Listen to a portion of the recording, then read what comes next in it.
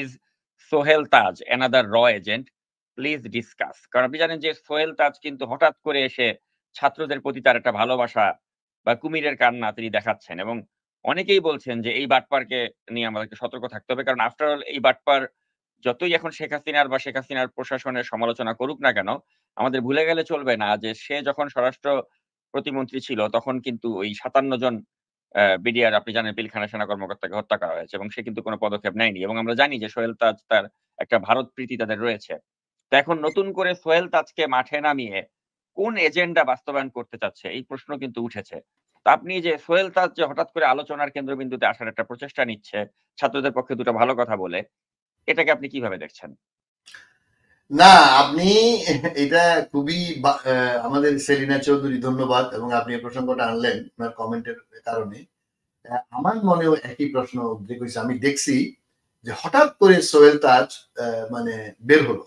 সে তো খুব সম্ভবত মার্কিন যুক্তরাষ্ট্রে থাকে, কিন্তু এই যে তাজউদ্দিন সাহেবের ছেলেটা, তাজউদ্দিন সাহেবকে আমরা সম্মান করি। তাজউদ্দিন সাহেবের প্রাপ্য কিন্তু তাজউদ্দিন তো ভারতের দালাল ছিল, তাই না?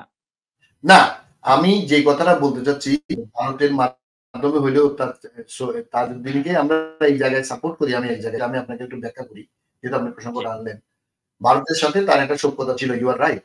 কিন্তু তাজউদ্দিনকে কিন্তু মেরে ফেলতে চাইছিল, কারণ ইনি একটু ইন্ডিপেন্ডেন্ট হতে চাইছিল। এই যে শেখ ফজলুল হক মনি এবং শেখ কামাল ভারতেই মেরে ফেলতে চাইছিল, 3 টাইম অ্যাটেম্প নিছে, কারণ উনি একটু ইন্ডিপেন্ডেন্ট হতে যাচ্ছিল। তখন তারা মনে করছে, বা ইন্ডিয়া মনে করছে, যে শেখ মুজিবের ছাড়া যাবে কিনা তাজউদ্দিন, খেয়াল করে।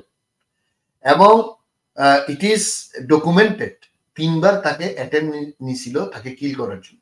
শুধু তাই না, উনি প্রধানমন্ত্রী থাকা অবস্থায় শেখ মুজিব যখন ৭২ সালের 10ই জানুয়ারি বাংলাদেশে ফেরত আসলো, উনি আসার করলেন, উনি তাজউদ্দিনকে অর্থমন্ত্রী করলেন।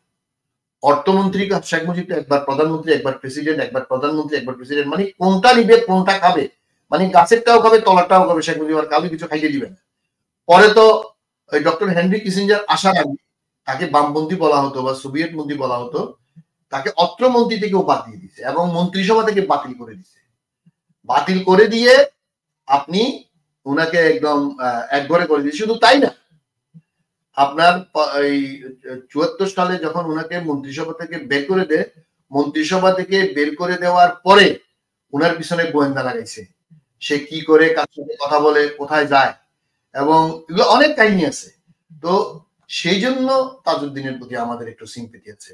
আদার দেন দ্যাট, তার অনেক নীতি বা তার অনেক কর্মকাণ্ড আপনি যেটা বললেন সেগুলো সমালোচনা তো আছেই, কিন্তু at the end of the day সে এটার আপনার একজন ভিকটিম, শেখ মুজিবের একজন ভিকটিম ছিল, এমনকি তাকে মেরেও ফেলতে পারতো মুক্তিযুদ্ধের সময়। সেই জন্য সোহেল তাজকে এই জন্য আমি বলবো, সোহেল তাজ হঠাৎ করে সে আউট হয়ে গেছিল।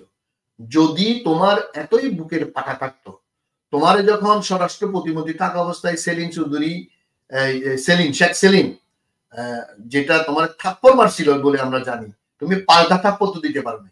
তুমি যদি শেখ সেলিমকে পাল্টা থাপ্পড় দিতে পারতা ভিআইপি রাউন্ডে, আমরা একটু জানছি, তুমি তো দিতে পারবে। তো তোমার হেড অন কি আছে? তুমি এখন ছাত্রদের 200, 400, 1000, 2000 ছাত্র মারছে, আরো কয়েক হাজারকে পঙ্গু করছে, কয়েক হাজারকে অ্যারেস্ট করছে, এখন কয়েকজনকে গুম করে রাখছে। তো তুমি, তোমার সাথে কেন ডিবি পুলিশ দেখা করলো?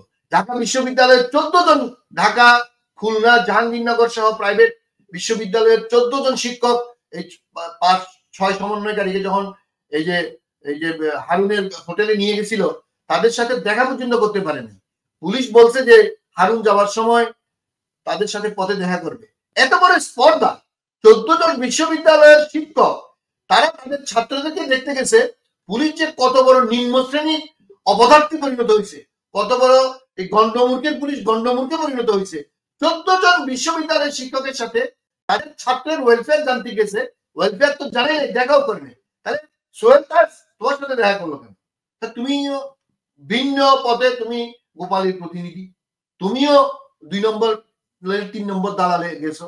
সেলিনা চৌধুরীকে আমি ধন্যবাদ দিই। ইয়েস, এটা সম্পূর্ণ ভিন্ন কাজে প্রবাহিত করার জন্য নতুন প্ল্যান হতে পারে, এবং আমাদের ছেলে মেয়ে এগুলো সব বুঝে।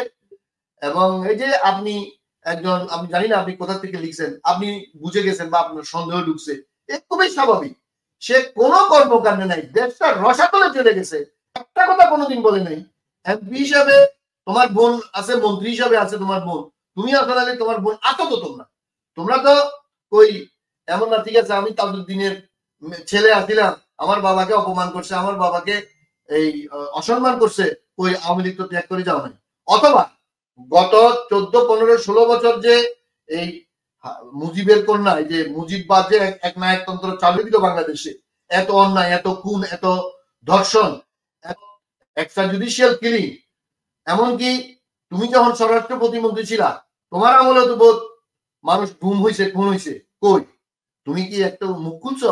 এখন কোন কুম্ভীরাত্রু তুমি ছাড়তে গেল ডিবি অফিসে? সুতরাং উই মাস্ট বি কেয়ারফুল।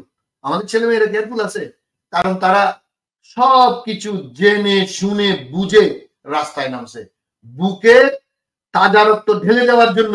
তোমার মতো সোহেল তাদের এসব ভণ্ডামি, হাসিনার 14 নম্বর দালাল হইয়া কিছু করার জন্য গেছ, ওইটা আমাদের ছেলে মেয়েরা বুঝে, আর আমরাও বুঝি। সুতরাং আমি সেলিনা চৌধুরীকে বলবো যে আপনি ঠিকই ধরতেন, আমাদের ছেলে মেয়েরা এগুলো বুঝে। সুতরাং কেউ কোনো কিছু আর মানে বুঝা বা কাউকে বুঝিয়ে দেওয়া দরকার আছে বলে আমি মনে করি। অসংখ্য ধন্যবাদ জয়নাল আবেদিন। এবার